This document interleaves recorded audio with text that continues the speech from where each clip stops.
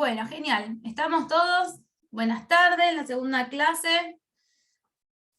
¿Cómo anduvieron? ¿Les llegó a todos el material?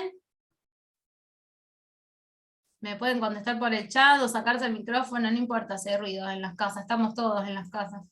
Sí, llegó. Sí, que llegó. Buenísimo. Hoy vamos a hacer lo mismo, les mando este garabateo de la segunda clase y después mandamos al final algo más prolijito, ¿les parece? Bueno, lo que quedó ayer, que les pedí que hagan, si tenían tiempo y ganas, era de calcular la derivada fraccionaria de la función potencia t menos a la beta. ¿Alguien lo pudo hacer? ¿Se puede levantar ¿Tienen para levantar la manito? No importa, no les voy a pedir que me compartan la pantalla ni nada, es para saber si alguien probó.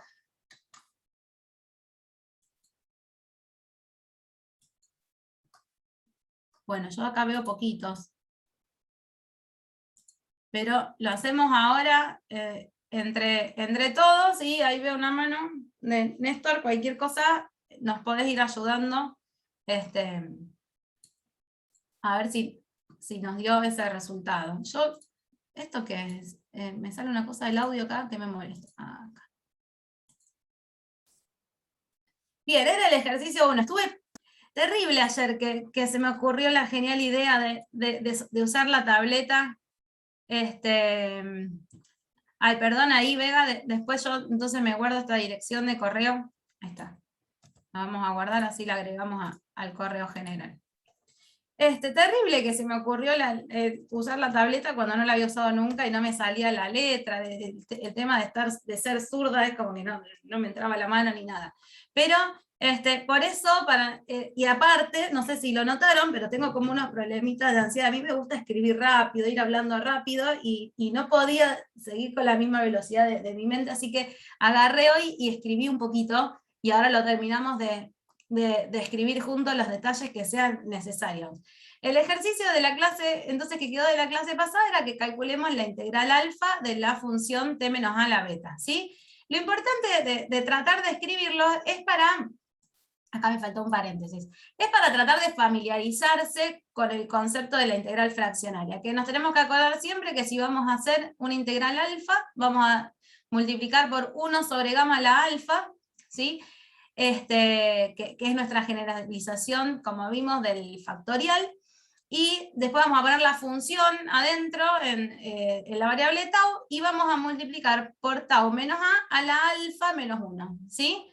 Entonces, esto yo lo corté y lo pegué acá, que era del apunte, es la igualdad 6, que habíamos visto en el apunte, que es una integral que estaba hecha ahí, que era muy parecida a esta que tendríamos que hacer ahora, ¿no? Porque la diferencia, a ver si a los P les ponemos A, imagínense todos estos P como unas letras A, acá tenemos beta menos 1 y acá tenemos beta, ¿está bien? Entonces yo lo que pensé es que pueden mirar esta igualdad 6 en el apunte y pensar en que donde dice beta menos 1, nosotros no vamos a tener beta menos 1, pero tenemos beta, pero tenemos que pensar en la igualdad como alfa menos 1 por otro número a menos 1, que esto es lo que nos daba la función, ¿se acuerdan? La función especial, esta que está acá, es la beta de alfa beta, ¿no? Entonces, en este caso no tenemos exactamente el beta menos 1, tenemos beta, pero podemos pensar que este valor, así, ¿se acuerdan que la función beta la podíamos definir como en ZW? Entonces, este W, que está acá formando parte de este término, ahora para nosotros en la integral va a ser beta más 1. O sea, si tengo beta, le sumo y le resto 1, y entonces así tiene forma de función beta, ¿sí? Como lo vemos acá. Entonces este beta, cuando quiero calcular esta integral, a donde decía acá beta menos 1, acá voy a tener t menos a la beta. A donde tenía beta menos 1, ahora tengo beta, pero entonces la función beta que voy a evaluar, la segunda entrada es beta más 1, que es este gamma de beta más 1 que está acá, ¿sí? Entonces, bueno, se nos cancelan las gamas de alfa con la expresión de la integral, y nos queda esta expresión para la integral beta de alfa de la función t menos a la beta. ¿Les parece razonable que nos dé este resultado para hacer la integral alfa de una potencia? ¿Qué pasaba cuando hacíamos la integral enésima de una potencia?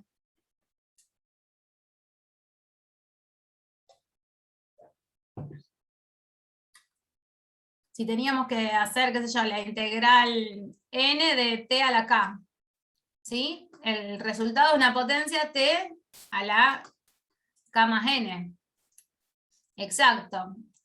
¿Está bien? O sea que está bueno que intuitivamente, así como pensamos que a las potencias cuando integramos sumamos los exponentes, con la integral fraccionaria también es un exponente que se suma, y la diferencia va a estar entonces, nosotros hubiéramos hecho la integral alfa más n, era sobre n, ¿está bien? Si integramos n veces, acá nos queda multiplicando este factor, este cociente de funciones gamas, que no hay que olvidárselos porque a simple vista pareciera que juegan un papel innecesario, pero, por ejemplo, si yo quisiera probar que cuando alfa tiende a 0, esto tiende a la función f, ¿sí? a la identidad, este gamma de alfa me juega un rol fundamental.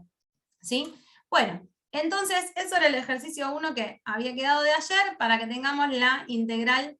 Yo les diría que si tienen el apunte, o cópiense esta fórmula, la integral, lo saqué, perdón.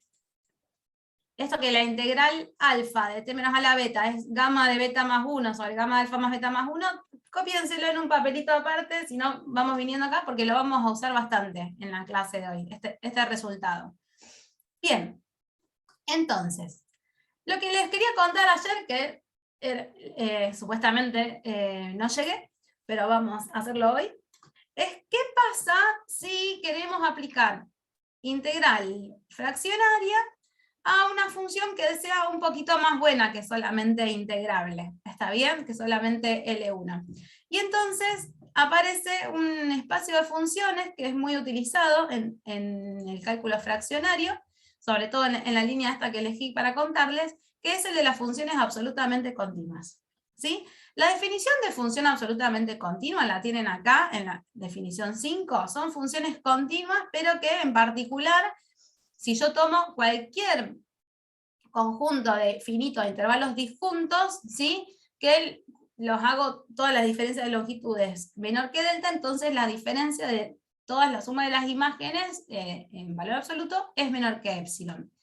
Esto es como, esta es como la definición práctica de función absolutamente continua, para mostrar que si es absolutamente continua es continua, que si es uniformemente continua es absolutamente continua, y un montón de cosas que pueden llegar a valer con las definiciones.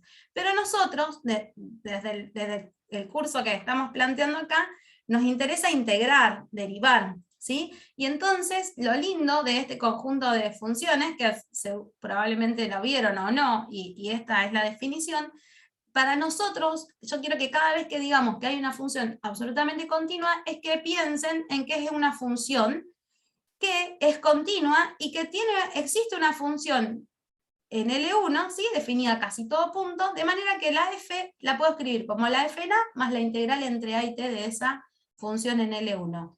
O sea que esta phi es una especie de derivada de f, ¿sí? Lo bueno es como si, no sé, lo podríamos ver como funciones para las que vale el teorema fundamental del cálculo, ¿está bien? Pero nosotros el teorema fundamental del cálculo que vimos en cálculo 1 era para funciones continuas. En este caso esta phi no tiene por qué ser continua, con que sea una función integrable en AB definida a casi todo punto está bien. Acuérdense que los L1 y los LP no le suenan de nada, pensemos en que son funciones entonces que yo las puedo representar como la integral de otra función más f, ¿sí?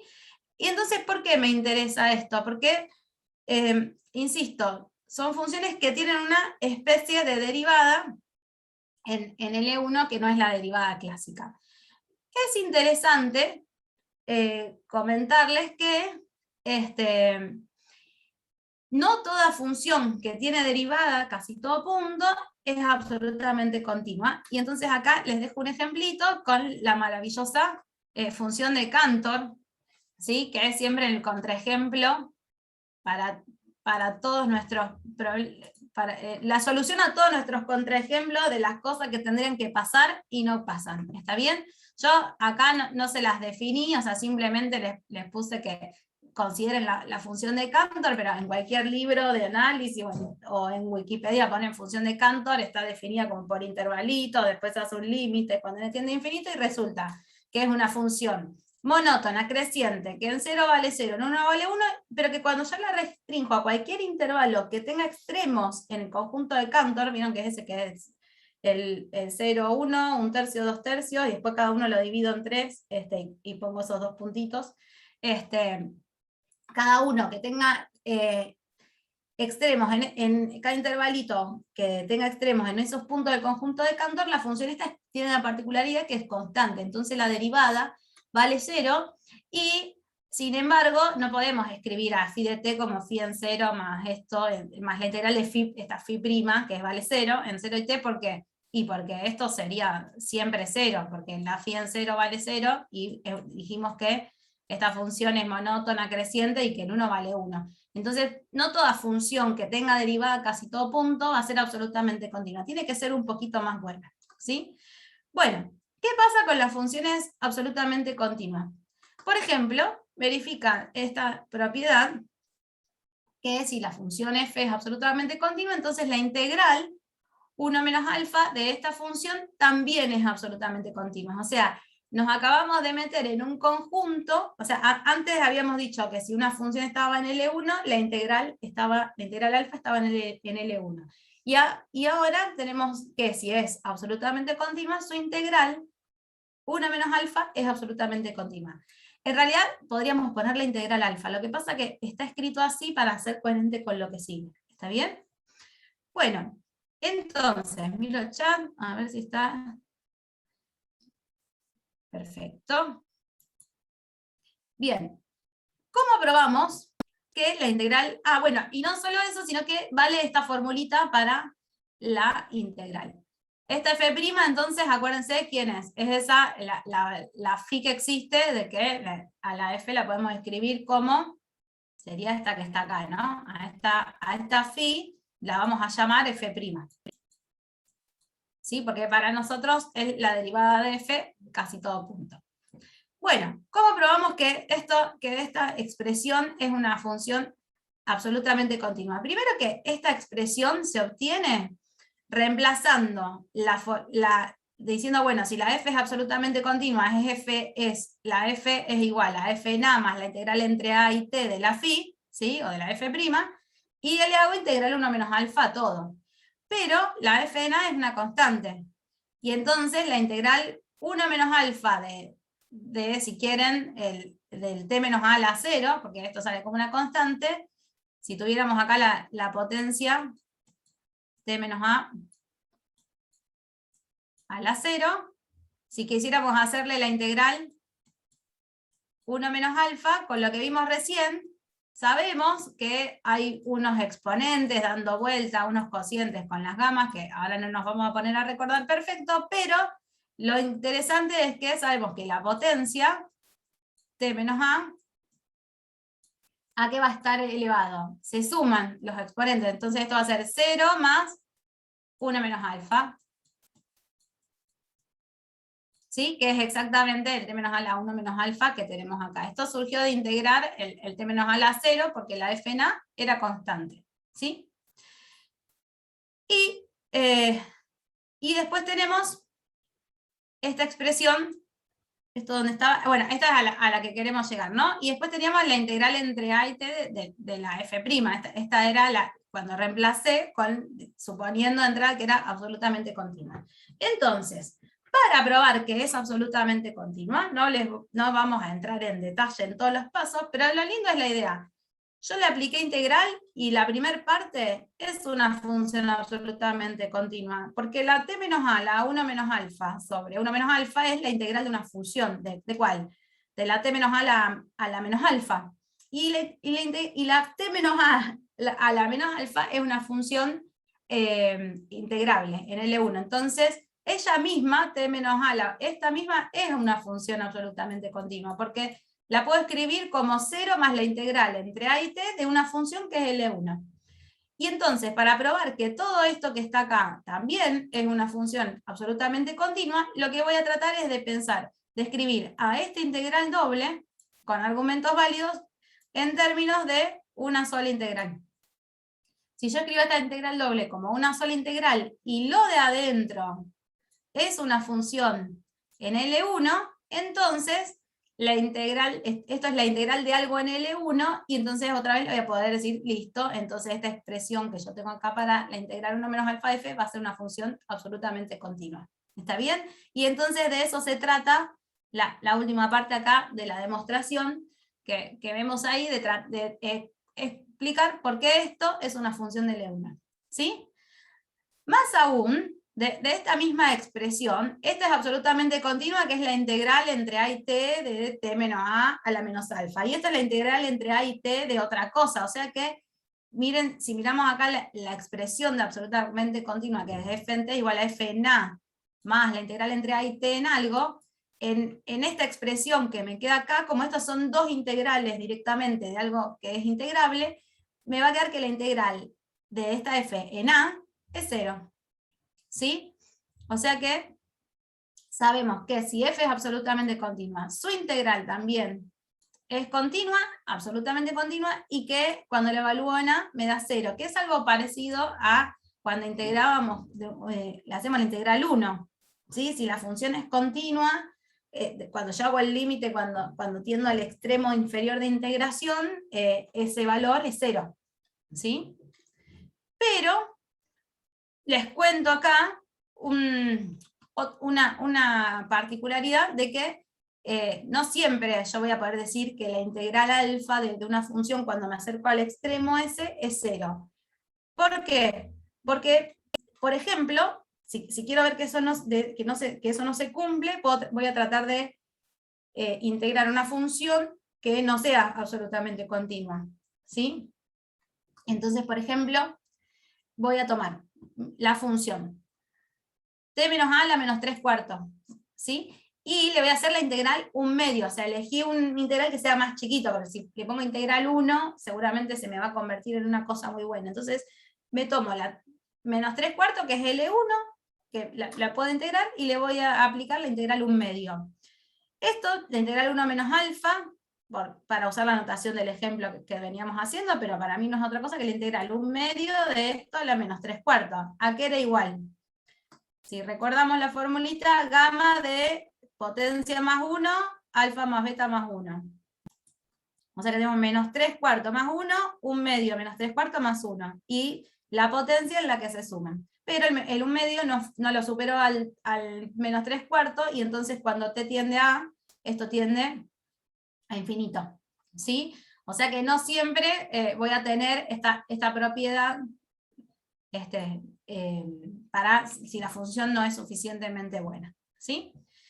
¿Y para qué usamos y definimos recién esta cuestión de las absolutamente continuas? Porque resulta que si yo definimos en la clase pasada, decir, bueno, la imagen en L1 de todas las integrales del operador integral alfa es un subconjunto de L1. Pero una función va a estar en este subconjunto, ¿sí? Si la integral 1 menos alfa de esa función es absolutamente continua y en 0 vale 0. ¿Sí? O sea que esta es una linda caracterización para trabajar con el operador en el conjunto imagen. Uy, miren, acá encontré un error que dice por proposición y no se compiló, así que no lo vamos a ver ahora la demostración. Después yo lo chequeo y les pongo bien. Bueno, entonces, estamos con las integrales fraccionarias, no hicimos un gran desarrollo de todas sus propiedades, pero sabemos las más importantes. Con lo que sabemos, podemos resolver la ecuación de Abel. ¿Sí? Vamos a resolver la ecuación de Abel entonces, que planteamos en la introducción, la que les hice un lío asqueroso para explicársela con la tableta. Les recuerdo. que escribí esta cosa asquerosa, tratando de explicar de la bolita que caía y que al pobre señor Abel le quedaba una ecuación. Pero hoy me reivindiqué y se las copié. Copié y pegué ahí. Bueno, entonces, a ver, esta es nuestra ecuación de Abel, ¿sí? Que queremos resolver. Esto no va, esto se quedó copiado de que corté y pegué la fotito.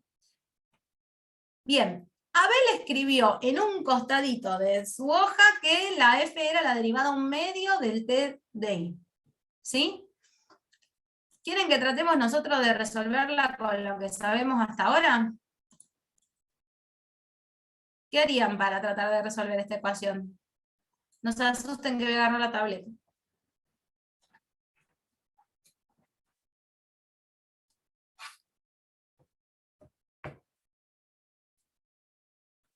Hay alguien que me diga algo, porque si no le estoy hablando a los cuadritos, eso, asquerosos. Yo mientras lo paso al lápiz.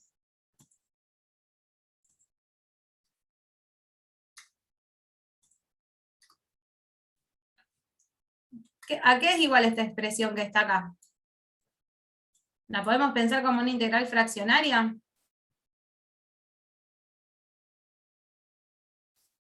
Acá que tendría que estar el alfa menos 1, ¿no?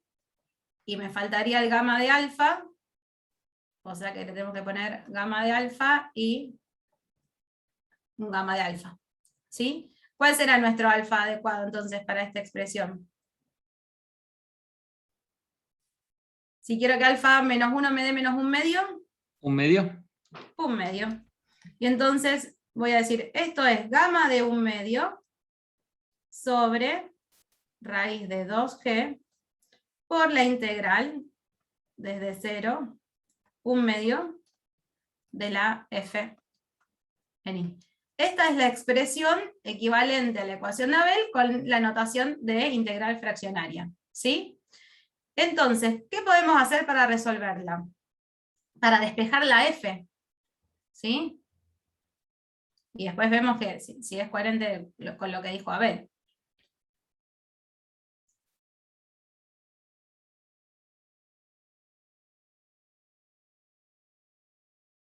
En principio todavía no tengo el operador inverso, que si no sería divino.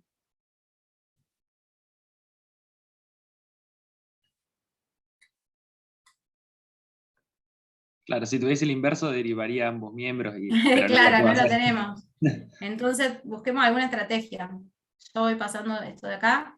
¿Saben qué? Les cuento que el gamma de 1/2, esto no, obvio que no tengo tiempo de desarrollarlo acá, esto es raíz de pi.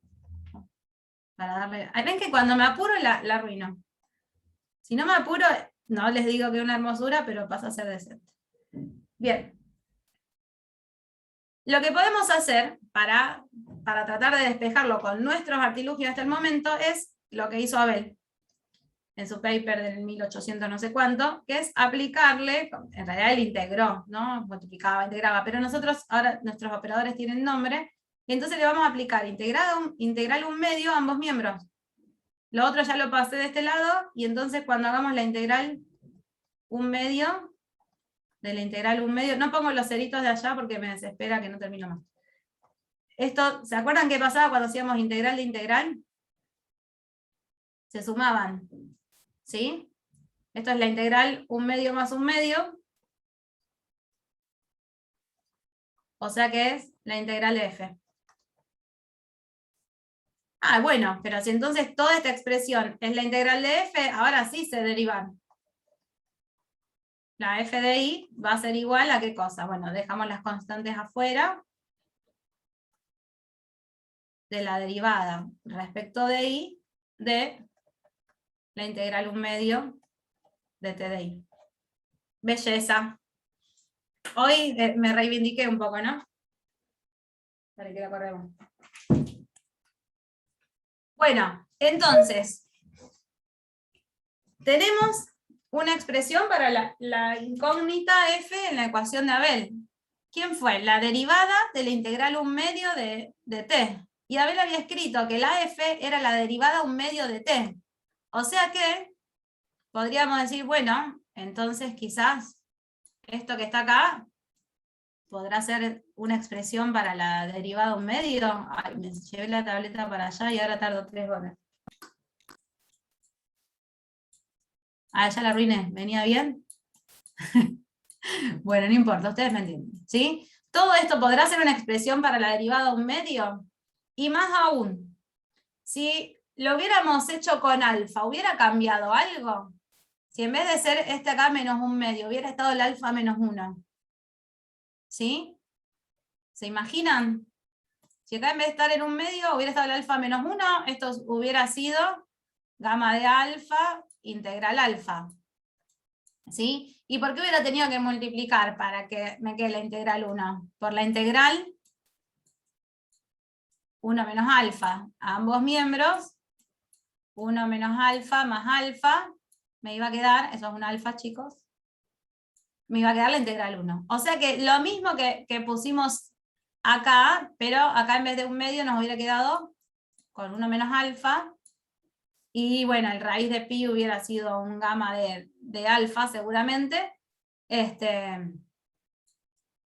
Lo mismo podría haber hecho este artilugio para resolver esta ecuación y decir, y bueno, la verdad que a mí me parece que la derivada alfa respecto de alfa de esta f es esta expresión acá. Es hacer integral fraccionaria 1 menos alfa y después derivo con una derivada clásica, o en este, o si lo queremos ver como funciones absolutamente continuas, como la integral fraccionaria de una función absolutamente continua es absolutamente continua, tiene derivada en L1, y entonces una derivada casi todo punto. Y si no, es una continua hermosa que la derivo con la derivada clásica. ¿Sí? Bueno, eso entonces era el ejercicio 2. Después ustedes yo les mando el link del pizarrón, es el mismo que el de la clase pasada. Bien, entonces, con toda esta info que nos da Abel, tenemos una expresión posible para la derivada alfa, ¿sí? Para un alfa entre 0 y 1. Pero quisiéramos saber qué pasaría si queremos un alfa más grande, ¿sí? Entonces, para el alfa más grande nos aparece decir, bueno, a ver, me tomo el primer natural de manera que alfa sea mayor que n menos 1 y menor o igual que n. Que esto fue algo que me quedó en la definición de integral ayer que no iba, que se las taché y que les dije, es la costumbre de poner alfa entre n menos 1 y n porque aparece siempre cuando usamos derivadas fraccionarias. Bueno, si el alfa está entre estos dos naturales, lo podemos escribir como el n menos 1 más la diferencia entre 1 y n menos alfa. ¿Está bien? O sea, es n menos 1 más algo que está acá, que si quieren, para que queda re feo así, pero es su pobre realidad. Lo llamamos beta, ¿sí? Este beta es un número entre 0 y 1. Entonces, para este beta, que es un número entre 0 y 1, yo tengo una posible expresión para su derivada fraccionaria. ¿Que cuál es? Y hacerle la derivada de la integral 1 menos beta. ¿Está bien? ¿A dónde está eso? Acá, la derivada de la integral 1 menos beta. Pero, si yo hago 1 menos beta, ¿qué me da? Miren, según la definición de beta que estamos acá, 1 menos beta no es otra cosa que el n menos alfa. ¿Sí? Ah, bueno, entonces, para hacer derivada alfa, hago derivada común las primeras n menos 1 veces, con el operador conocido, y con la parte real, después de ese número que me queda, que está entre 0 y 1, le hago la derivada 1 menos beta, o lo que quieran, con la fórmula que vimos de Liouville. ¿Está bien? Que nosotros lo dedujimos del problema de Abel. Entonces, bueno, una vez que tenemos esto, la derivada de n-1 de la derivada es la derivada enésima, y tenemos una posible expresión para definir la derivada alfa, ¿sí?, de una función f, ¿sí?, derivada de orden arbitrario. Mirándola así, por cómo venimos trabajando, no sé si pensando en qué espacio de funciones vamos a necesitar para definir este operador, necesitaríamos como que esta integral n menos alfa admita una derivada casi todo punto. ¿Está bien? Entonces, pero tenemos que llegar recién o sea, a la derivada, hasta la derivada de n-1 vamos a trabajar con funciones continuas y derivables, pero para hacerle la última derivada, podemos pensarla, así como pensamos las absolutamente continuas que tenía la derivada en L1, que la última, que la enésima, sea casi todo punto, y las demás que sean clásicas. Entonces, pensando en eso, definimos el conjunto de las funciones absolutamente continuas. ¿Sí? Absolutamente continuas, pero hasta el orden n. ¿Sí? A diferencia de las que definimos en la clase pasada. ¿Y cómo van a ser? Van a ser derivables y continuas hasta el orden n-1, pero que cuando llego a la expresión derivada n-1, esta es absolutamente continua. O sea, la fn-1 tiene una derivada casi todo punto, que se llama g, pero que nosotros después otra vez, por abuso de notación, la llamamos fn. ¿Está bien? Sí. Bueno, la definición, allá ella, fantástica. Lo lindo de las funciones absolutamente continuas es esta caracterización, que una función es absolutamente continua si es la integral enésima de una función en L1 más una suma de monomios hasta el orden n-1. ¿Está bien? Si es absolutamente continua de orden n. O sea que son funciones, si la miramos, que cuando la quiera derivar n veces, todos estos en la enésima se van cayendo, ¿no? Porque son de k de potencias n-1. Entonces, en algún momento de cuando lo voy derivando, caen todos. Hasta el n-1, chau, se va todo. Y cuando quiera derivar la última vez, voy a tener la integral de la phi, y bueno, esa, por ser, como era la derivada, en el sentido de las absolutamente continuas, una derivada casi todo punto, ¿sí? Bien. Entonces, es muy fácil demostrar esta caracterización que está acá. Yo les puse acá la pruebita, pero simplemente es decir que bueno, primero que si yo ya sé que la f tiene la forma esta 15, entonces es absolutamente continua por lo que les conté recién. Derivo en n-1 veces, y cuando voy a la vez n me queda la formulita con la integral de la phi, que era lo que yo quería.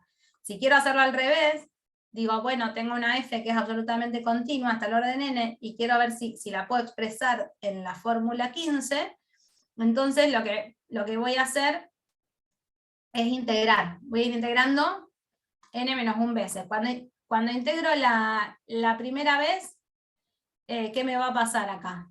Fíjense, cuando yo quiera a la expresión 16, supongamos que la quiero integrar, a ver si me deja la tableta esta. Escribir ahí con un poco de... No sé cómo hacer para que cuando escribo con esto no quede grueso. Hola, léeme acá. Imagínense que yo acá le pongo una integral. Entre A y T. Acá, cuando integro entre A y T, me va a multiplicar por T menos A. Y acá cuando la integro me va a quedar la integral 2 sobre 2, porque esta la hicimos cuando dimos la integral 1 de la f y la volvíamos a integrar, cuando en la clase pasada, cuando hacen el cambio de la región de integración, les aparece esa cuestión. Pero lo interesante es que esta expresión que les queda al lado izquierdo, como estas son continuas hasta el orden n, esta no es otra cosa que la f n-2 de t menos la f n-2 de a. ¿Sí? Entonces, cuando integran la primera vez, ya les queda esta multiplicada por d menos a, y esta que les va a venir sumando del otro lado. Y así, cuando integremos otra vez, nos va a aparecer la fn-3, y se me van formando, de a poquito se me van formando estos polinomios, y de a poquito se me va formando esta integral n, como está escrita acá, pero que si usamos la fórmula de Cauchy que vimos al principio, nos queda escrita de esta manera. ¿Sí?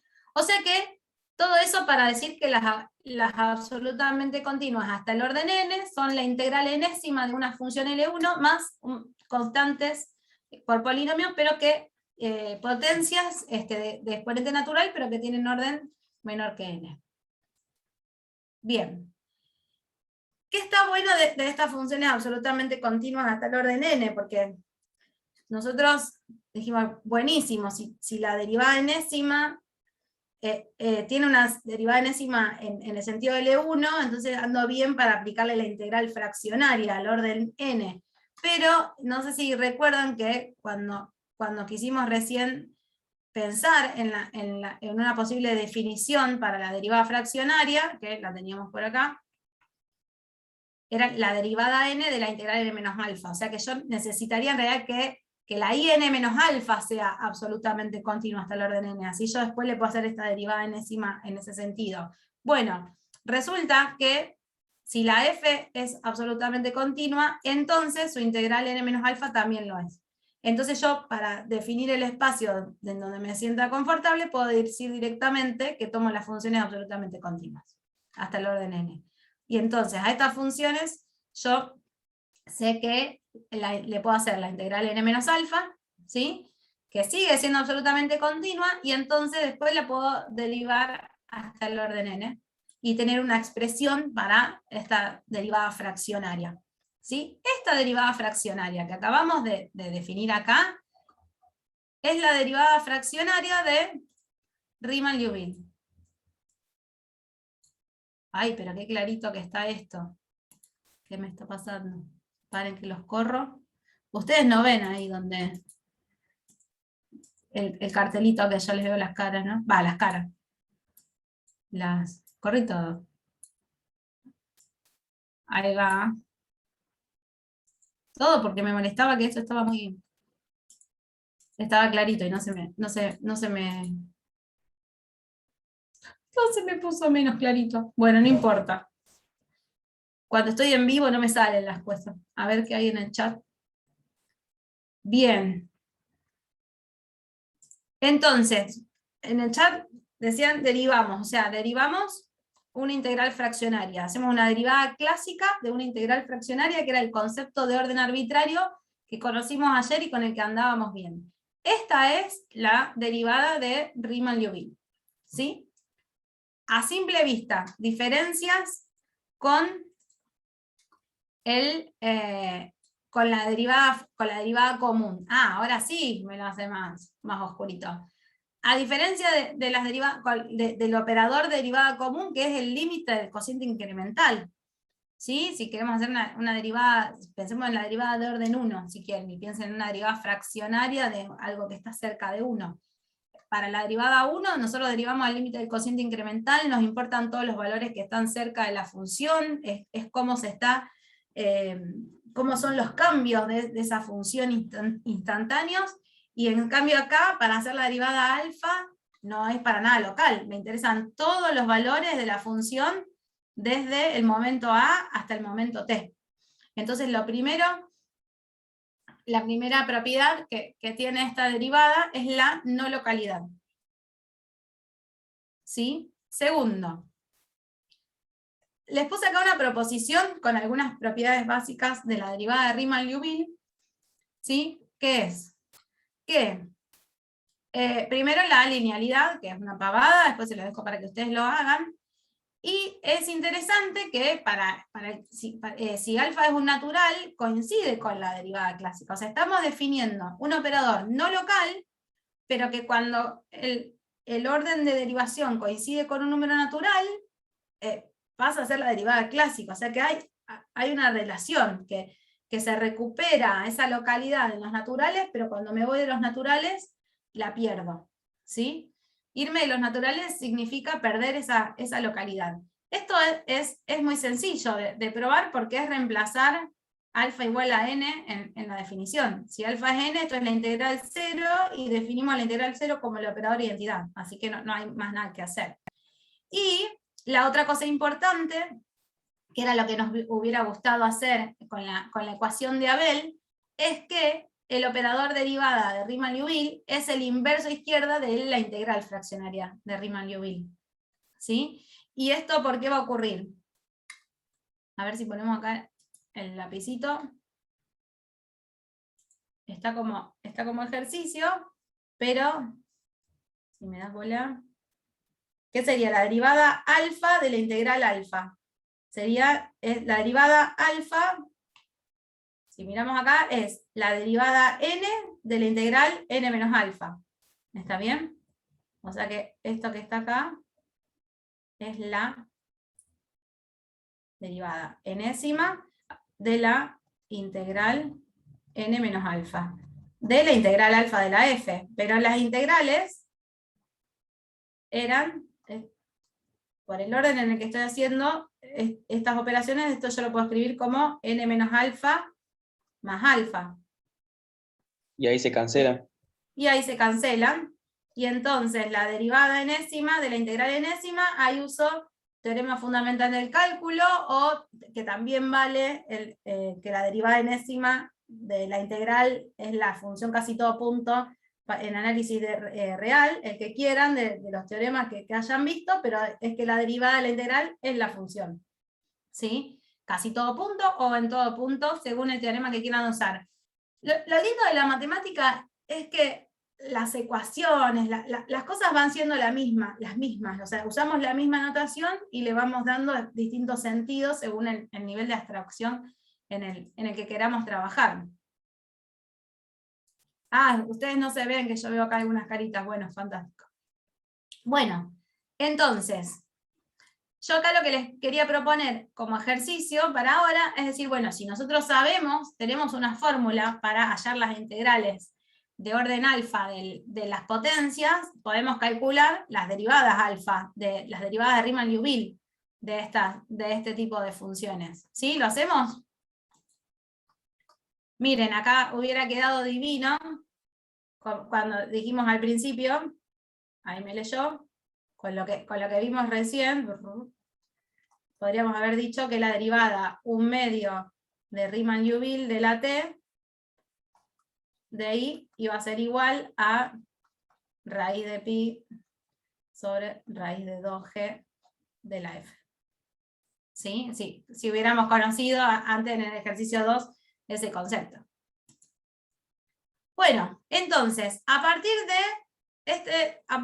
esto, pensar cuáles son las derivadas de Riemann-Liouville de las potencias. ¿Sí? ¿A qué es igual la derivada de Riemann-Liouville de un t menos a a la beta? Si yo le quiero hacer derivada alfa, Riemann-Liouville de este t menos a la beta, va a ser igual a la derivada. Ah, bueno, primero tenemos que poner el alfa, como les mostré antes, Entre n menos 1 y n, ¿no? O sea, como busco los dos naturales entre los que está mi alfa. Entonces esto va a ser la derivada enésima de la integral n menos alfa de la potencia. Y yo sé calcular esta integral de las potencias, porque la tenemos ahí arriba, les copié la formulita, que supuestamente era el ejercicio 2 o 3, el 2, ¿no? Entonces tenemos constantes que salen, o sea, vamos a tener gamma de, el beta es el mismo, y acá solamente que me va a quedar de beta más n menos alfa más 1, y vamos a tener la derivada enésima de la potencia t menos a la beta más n menos alfa, ¿no? Y acá tenemos que tener un poquito de cuidado. ¿Por qué? No se ve el menos, parece n por, pero paren que lo borro.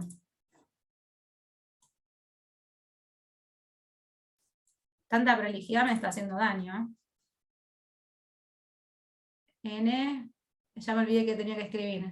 Eso por hablar al cohete. N menos alfa más beta, ¿no? Bien. Acá lo único que tenemos que tener cuidado. Cuidado, a ver. ¿Qué tendría que pasar con n menos alfa más beta para que la derivada enésima de esto me dé 0?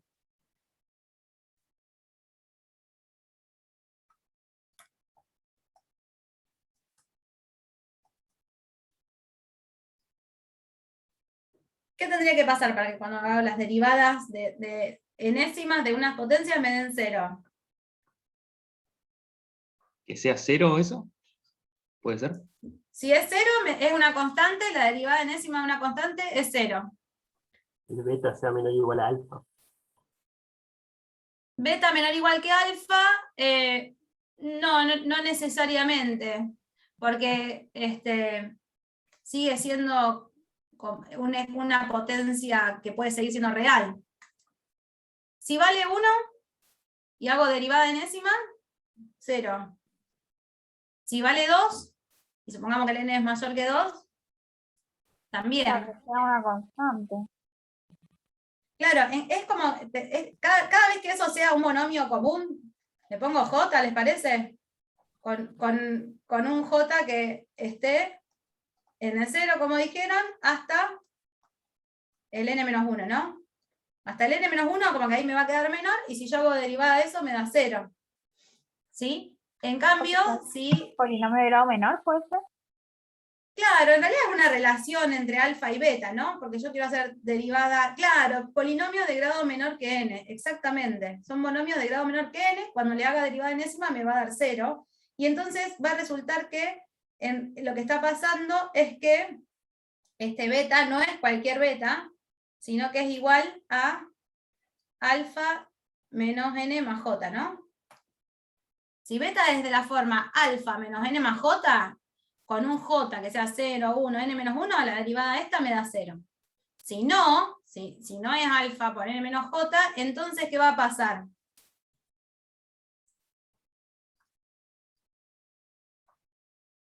No se me anula. ¿Estamos todos de acuerdo? ¿Sí? Ahora ya no es un monomio que cuando hago derivada enésima se anula, pero van a empezar a bajar todos los exponentes, ¿se lo imaginan? O sea, cuando derivo la primera vez, tenemos este n menos alfa más beta, o sea, imagínense, escribo los coeficientes. Yo tengo f gamma de beta más 1 sobre gamma de beta más n menos, menos alfa más 1, ¿sí? Y a esto le va a multiplicar el n menos alfa más beta. Y a esto lo voy a multiplicar por n menos alfa más beta menos 1, y así hasta que derive n veces. ¿Sí? Bueno, resulta que vimos la clase pasada. No, paren, que para cambiar de color voy con el mouse. Y ahora vuelvo. Que la función gamma verificaba que el gamma de z más 1 es gamma de z por z.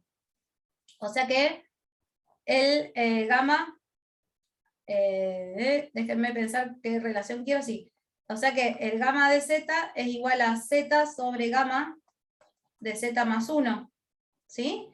Y fíjense acá, cada vez que vayamos derivando, esta expresión que a mí me salió toda desprolija, pero esta era beta más n menos alfa más 1, y esto es beta más n menos alfa. O sea que esto es de la forma z y gamma de z más 1. O sea que esta expresión que está acá es gamma de n menos alfa más beta.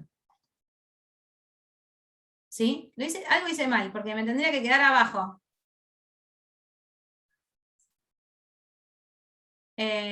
¿Hay alguien se da cuenta que yo no lo veo, que estoy haciendo mal?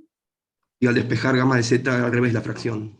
Al revés, Claro. ¿no? Sí, quise hacer eso. Bueno. Ahí queda gamma de z igual a... Al despejar gamma de z queda abajo. Listo. Sí, porque yo soy peligrosa, y menos que estoy mirando la pantalla, al costado, o sea, soy peligrosa en la vida real, imagínense acá. Entonces vamos a borrar esto, acá, ¿no? Gamma de z es... no, pero esto lo puse bien, lo que pasa es que lo estoy usando al revés. La de abajo. Listo, ya entendí. Ya está, perdonen, Es que cuando uno se piensa que hizo las cosas bien, hasta que ve que lo hizo mal. Ahí está, ¿no? Ahí está. Genial, que es lo que quería, que me quede el 1 sobre gamma de n menos alfa más beta. Y ahora tengo n menos alfa más beta menos 1. O sea que otra vez voy a poder aplicar lo mismo y me va a quedar 1 sobre gamma de n menos alfa más beta menos 1. Y así voy a ir bajando hasta n menos 2, n menos 3, hasta llegar al 1. ¿Está bien? Yo eso se los dejo para que ustedes después hagan los pasitos, pero acá les copié cómo nos tiene que quedar la formulita. Esto es lo más grande que lo puedo poner, no sé si lo ven. ¿Se ve dentro de todo ahí? Para que yo corro este cachirulo. Sí, sí, se ve. Bueno, genial. Entonces, como se van cancelando sucesivamente, el único que sobrevive es el gamma de beta más 1 y el gamma de beta menos alfa más 1 abajo. Y lo más lindo es que también las potencias, imagínense que ustedes derivaron n veces, entonces se les va este n. O sea que la potencia es a la beta menos alfa. Y la verdad es que era lo que uno hubiera querido que pasara, ¿no? Que cuando deriva una potencia se reste el exponente de derivación, como si lo hubiera hecho para potencias con monomios enteros, en los naturales, o los enteros, o incluso, o sea, esto nosotros lo hacíamos para alfa natural y beta real, también, ¿sí? Así que, entonces, cuando integro, sumo, cuando derivo, resto, pero lo que va a pasar es que hay cosas particulares, ¿no? Si lo miramos acá a simple vista, por ejemplo, la derivada de qué cosa me dio cero. Me dio cero la derivada de los monomios estos, ¿no? De estos monomios en los que el beta era alfa menos n más j. ¿Sí? ¿Por qué yo acá tengo alfa menos j en vez de alfa menos n más j? ¿Habré escrito algo mal en el medio?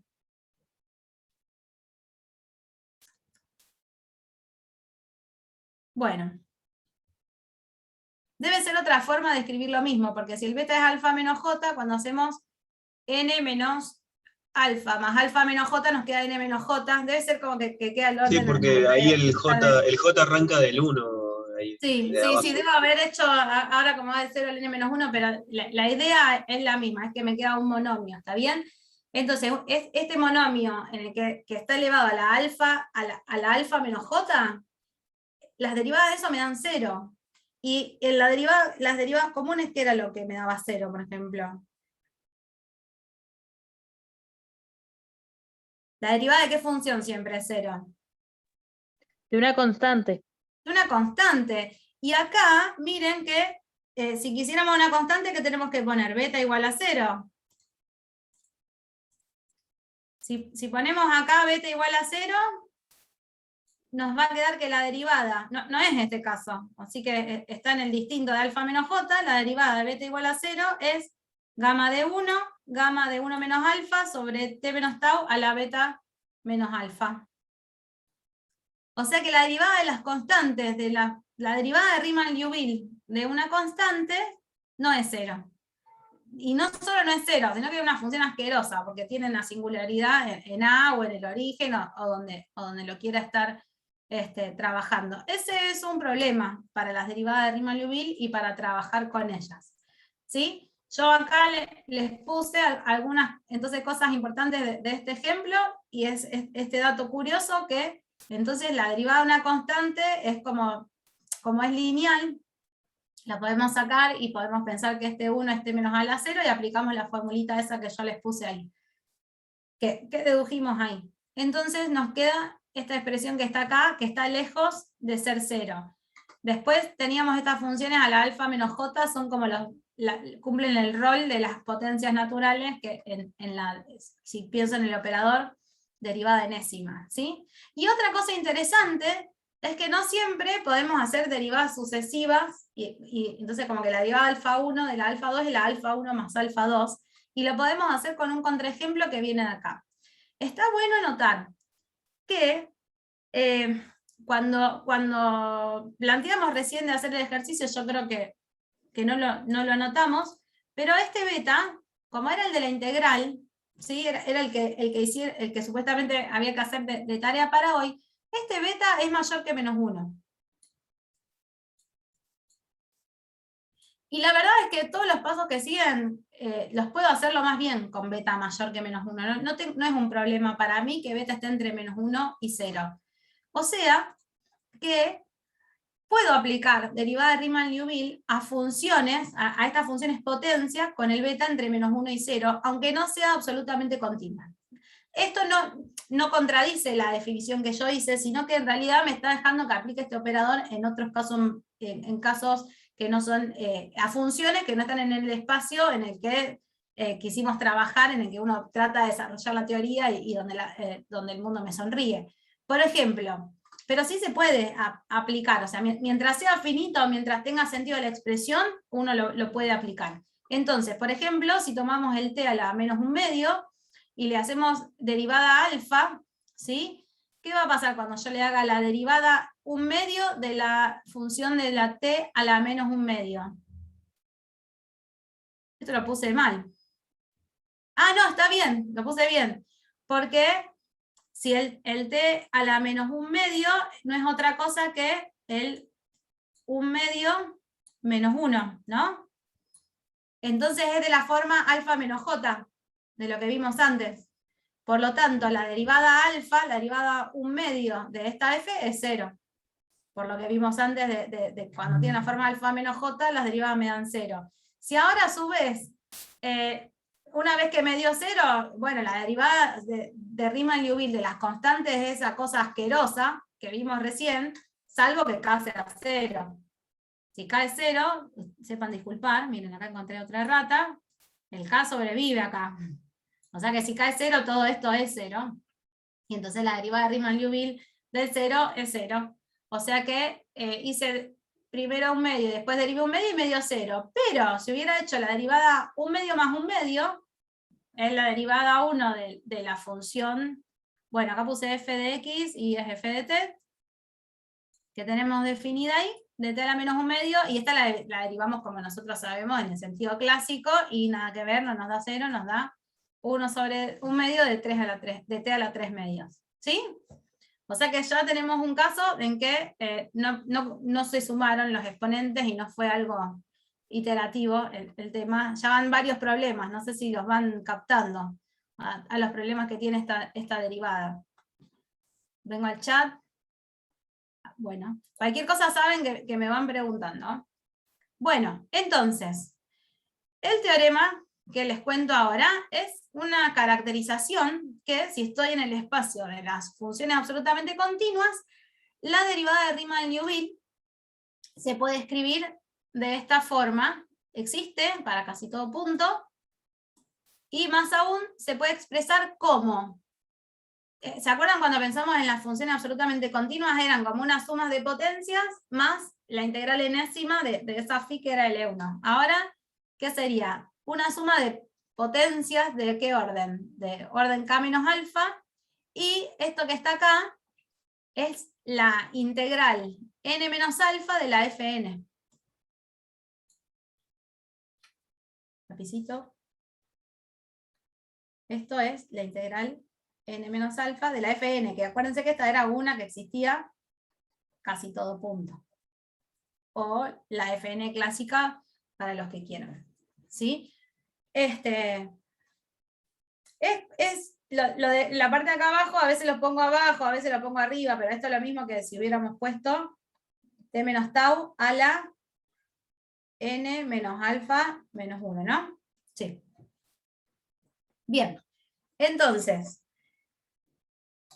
si es absolutamente continua, la derivada de Riemann-Liouville es la integral n menos alfa de esta fn más potencias de este orden.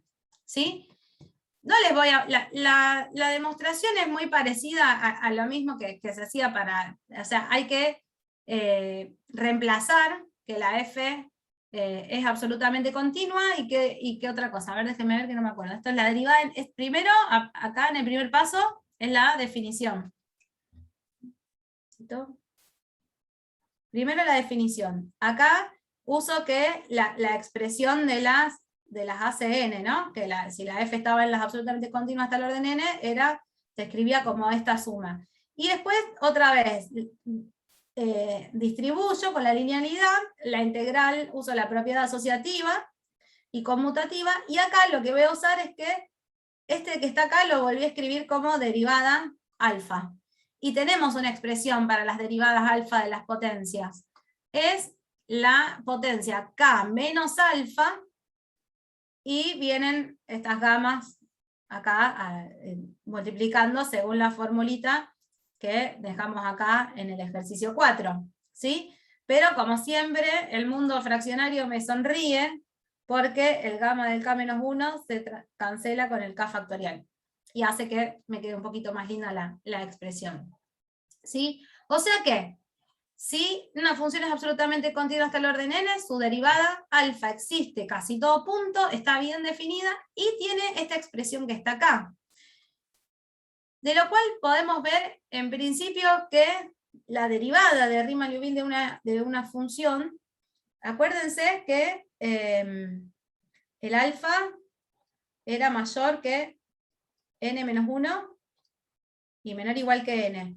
O sea que, y este k es más chiquito que el n-, o sea, lo más grande que puede ser n-1. O sea que todos estos exponentes, ay, se quedaron tachados, paren. A ver si hago control Z, si se va. Sí. Todos estos exponentes son negativos.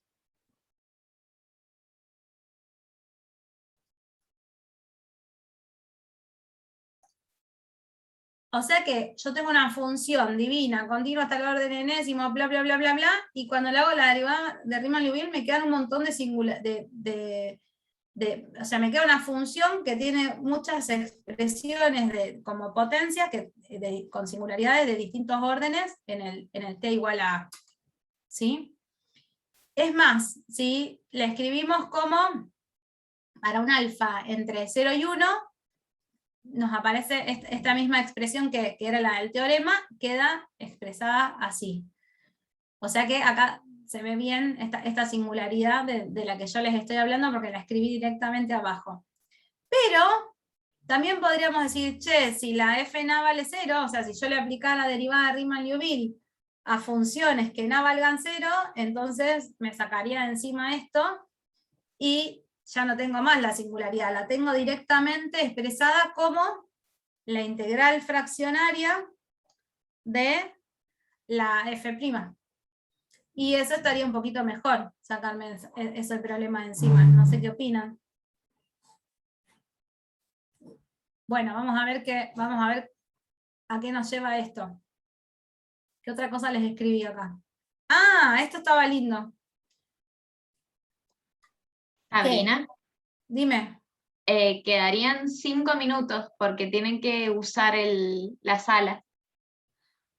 Ay, perdón, Emilia, yo pensaba que nos faltaba, que estaba... No vi que ya era la hora, no. No hay problema, 5 minutos y ya, por si quieres No, redondear porque la aparte no me gusta que la gente se piense que es de 1 hora y yo sigo hablando. Bueno, está bien, no No hay importa, problema. mira, igual estamos perfectos, porque me había quedado pensando en lo que quise hacer. Lo que quise hacer fue, recién, que paso esto restando para allá, ¿sí? Cuando paso esto restando para allá, esto es la derivada de Riemann-Liouville de la constante f de a. Entonces tenemos esta expresión que está acá. La derivada de Riemann-Liouville de la función menos su valor inicial es la integral 1 menos alfa de la derivada. Y entonces acá aparece nuestro querido señor Michele Caputo. ¿Se acuerdan que al principio de la clase pasada les contaba, son derivadas de Riemann-Liouville, que son matemáticos re grosos y re importantes, y a Caputo, pobrecito, lo dejamos a un costado, porque Caputo es más contemporáneo. El trabajo que yo les nombro acá es de 1967, y Caputo es un físico que estaba estudiando un problema de disipación de energía, y entonces él quería usar estas derivadas fraccionarias para modelar su problema, porque con derivadas clásicas no andaba, pero le molestaban estas singularidades, y entonces él dijo, y bueno, ¿por qué no me defino, o sea, por qué no trabajo con un operador diferencial que sea directamente la integral 1 menos alfa de la f', y no la derivada de la integral 1 menos alfa? Los invirtió, pero al invertirlos se sacó de encima la singularidad. O sea, para Caputo la definición de derivada fraccionaria es esto solo. Y esto, que era lo que molestaba, él se lo saca de encima. Entonces, esa es, se lo dejamos acá hasta hoy, la definición de derivada fraccionaria de Caputo. Entonces, es como la de Riemann-Liouville, pero que le sacamos todas las singularidades. ¿Sí? Bueno, entonces, les voy a mandar miren, quedaba re poquito para terminar el capítulo. Les mando los apuntes hasta acá por correo, como hicimos ayer. Me anoto los correos de los que estaban, de los que dicen que no les mandé. Y nada, nos vemos mañana. Vayan retirándose los que quieran preguntarme algo en el último minuto, no hay problema, si no me preguntan mañana al empezar. Acá estaba este.